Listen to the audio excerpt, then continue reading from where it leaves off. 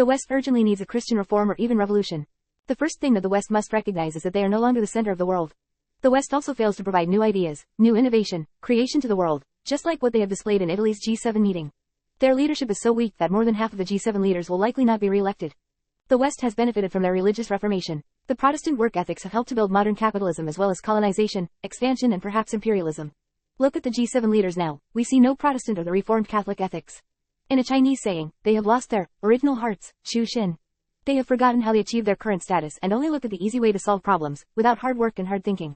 Christianism as the base of Western civilization needs urgent reform. They need to input different cultures, religions, customs to think of a philosophical way out.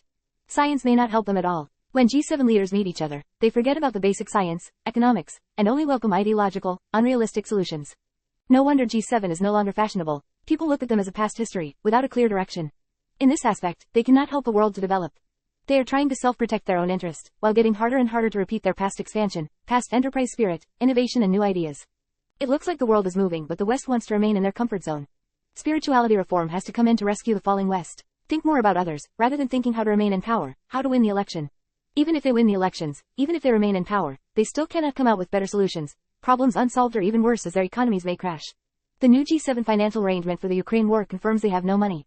They have to destroy their own rule-based world financial system to get more money.